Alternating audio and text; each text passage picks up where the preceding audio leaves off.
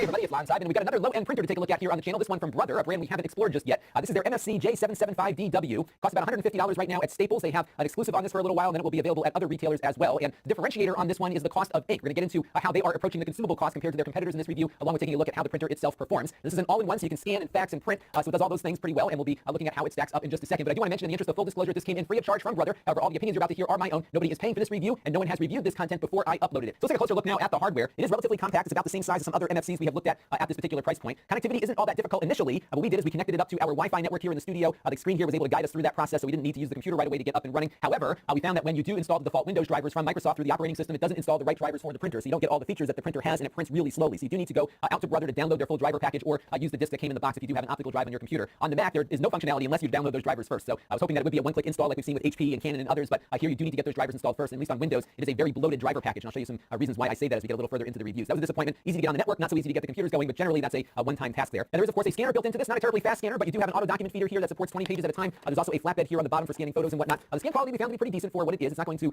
be something you would use for professional printing work, but it's good enough to scan a few photos in every once in a while, or scan some documents. And what's cool is that I was able to attach this up to my Google Drive account. It works with Dropbox, OneDrive, and OneNote as well. You can also scan to email through Brother's service if you wish. So I can just connect here in my Google Drive, select the account I want to drop the document off into, and what it will do here is once I go through this process, begin scanning the document over to my Google Drive if I want, which is pretty cool. Now you can get a feel for how slow this scanner is here. I'll just take these other pages away. Not terribly fast, but good enough for doing some basic scanning if you want. It does not duplex though, so you will need to flip the pages over manually if you have a two-sided document to do. But in this instance here, we just scan that page over, and now it's uploading to my Google Drive over Wi-Fi, and it's done. It will be sitting in there waiting for me. I was pleased to see that when I did attach my Google Drive to this, it limited its permissions only to the folder that you're giving it control over. So it's not going to be able to see anything else in your Google Drive except that one folder and the documents that it creates in it. And it's also fairly easy to send faxes or make copies on here. You just load your documents in like I just did a second ago. You wait for this little message to go away, and then you can select fax if you wish to fax it to somebody. You type the number in, and off it goes. You can also make copies here by hitting the copy button. You can then decide to use a black and white option or a color option by selecting one of these two buttons here. You also have the ability to scan it directly to your computer or a mobile device if you want. I'll show you the mobile app in a few minutes. And this showed up on our network as a scanner in Windows and on the Mac, so you can use native Windows and Mac applications for doing scans as well over the network. You can basically pull those scans down either through the ADF or through the flatbed here. So it functions very much like many of the other devices that we've looked at. Now, from a printing perspective, what they're selling you here is capacity on their ink cartridges. So it comes with high capacity ink to start with, no starter cartridges. They rate the black and white cartridge at 2,500 pages. You can see how big it is here. And then the color cartridges they rate at about 1,200 pages each. So it's going to vary based on exactly what you're printing, but generally you will get a better capacity out of this, and you might out of competing brands that only get you a couple hundred pages per cartridge. And replacement cost on these is not bad either. So the black cartridge here costs $20. The color cartridges are $12 each. So a full replacement is about $56, and you should see probably over 1,000 pages depending on what you're printing. Now, when they measure this, it is based on a degree of coverage that is kind of the average for what most consumers might experience. So when they say 2,500 pages of black and white, they usually mean just a regular text page where the ink isn't covering a large percentage of the paper. When you're doing photos and things that really suck up a lot more ink, that will certainly reduce your capacity, but the cartridges do have more capacity than the competing cartridges out there do. So I do think the cost of ownership on this over time will be lower. What's also cool is that it does support borderless printing. So we were able to print out this on some 4x6 glossy paper earlier. I'll take a little B-roll shot here so you can get a better look at it. But generally it came out pretty nice, I think. It wasn't as good as a photo printer might be, for example, but by and large, if you're looking to print out a couple of quick photos, it's not bad and better than I expected it to be. And it was kind of nice getting the borderless option. Borderless printing is limited to 5x7 and smaller, so you can't print an 8.5x11 borderless print, but I will do some basic photo printing, which again was pretty impressive to see. It was a little washed out from my mobile phone, but I think if I was in the Windows app, I could adjust the color a little bit, maybe darken it up a little bit, but generally we were pretty pleased with that. So let's take a look now and see how it prints from a computer to get a feel for its print speed. So here we are on my Windows desktop, and before we get into printing some stuff, I want to show you something down here in the lower right-hand corner. This is what the drivers install. This little thing sits here on your desktop right above your taskbar by default. This is the kind of stuff that drives me crazy because some companies feel like they're so important that they got to put their button somewhere special so that you'll see it, but I just don't think this is warranting this kind of real estate on my desktop here. There is a way to turn this off. You click on that gear icon. They've got a grammatically incorrect little phrase here that says show desktop button when start up. In other words, show this when you start up. You can uncheck this, click OK, and you won't see it there again. The kicker is that the same thing is right here as well. So this is completely unnecessary, but they probably figured people aren't seeing these little icons in Windows by default anymore, so we're just going to put this thing front and center here just to tick you off. So that's there. Just be advised about that. So we're going to print out some text documents real quick here on the printer. And before I do want to talk about paper handling. All of the paper that this thing ingests comes out of the little cartridge here at the bottom. There is no manual feeder. So what you do is you just put up this little piece here. You can slide your paper in. I got 8.5x11 on here right now. It holds up to about 100 sheets of normal thickness kind of copy paper. Thicker paper obviously will hold less than 100 sheets, but it can support up to legal size paper. So here in the US that is 8.5x14, but again I've got 8.5x11 in here right now. Anytime you want to print something else like a postcard or an envelope or something, you're going to have to pull out the paper,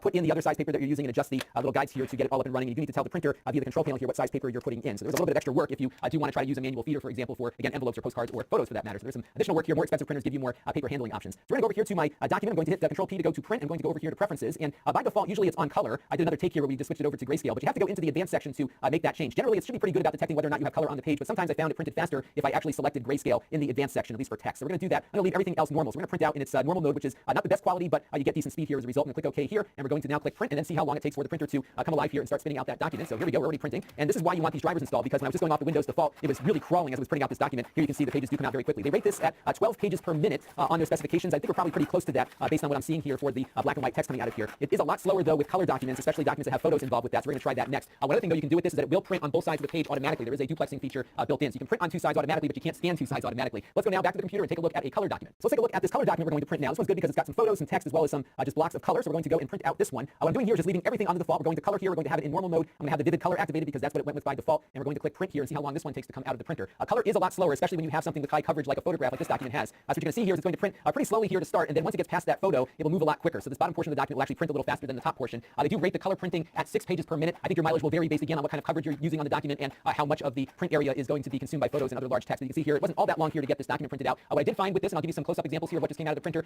is that the photos don't look so great, but the text does look pretty nice on here. In fact, the text looks really good for a normal mode, inexpensive printer. So I think if you are printing documents like this, you might want to put it on the fine mode. Use maybe a better quality paper than I have here, but don't expect a lot out of these photographs. But I am really pleased though with the sharpness of the text that I'm seeing on this, because this does do a lot better, at least from what I'm seeing here, than I've seen on other low-cost printers out there. Now, Brother also has an app that you can use to access the printer's functions here. This is available on iOS and Android, so your iPad and iPhones and Android devices can all use this. And I can click on scan, for example, and that will go out and connect to the scanner over my local network here to pull a document down. So you can see the scanner here is already starting to work. I've got a document that we just printed out in the flatbed here that's going to basically shoot that output over to my phone for me to decide what I want to do with it. So what will happen here is the document will finish scanning, it will transmit it to the phone. I'll click done here to say I don't have any more pages, and now I can look at the document here and then share it with some of my other applications if I want. There's also the ability to edit the document, so you can crop it a little bit. You can't do any markup or anything, but you can crop the document down, for example, if you need to do that. You can click done here, and then what you can do is click the share icon to send it to other applications that might make use of it. But what's odd is that to get out of the screen here, you have to click scan again, which is so counterintuitive, and then you can back out and go to some other stuff. Now, I did find that printing on the iOS side is very limited. So many of these printers, even at the low end, support the Apple AirPrint protocol that the iPhones and iPads recognize. This one doesn't. The next printer up from this one, I believe it's called the 985. I'll put a link to it down below in the video description. That one does have AirPrint built in, but this lower end one doesn't. So it's actually pretty hard to print out documents from your iPhone unless you load the document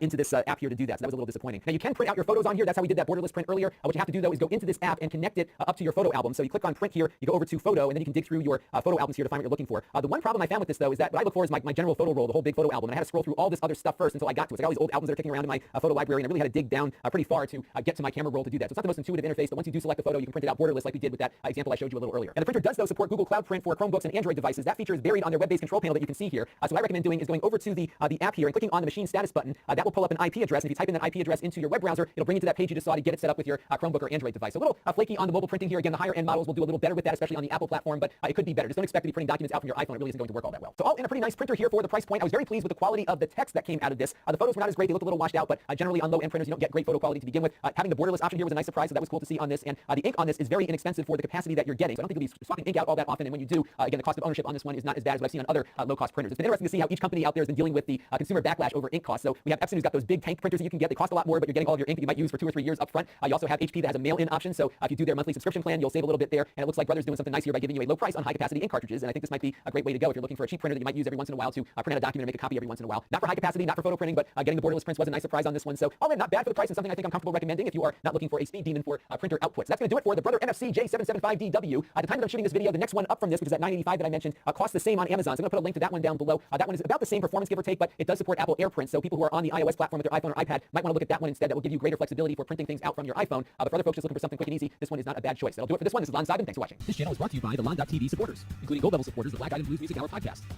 Chris Allegretta, and Kalyan Kumar. If you want to help the channel, you can by contributing as little as $1 a month.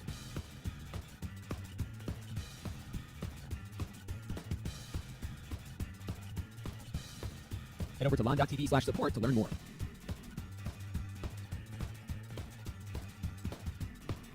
And don't forget to subscribe. Visit lon.tv/s.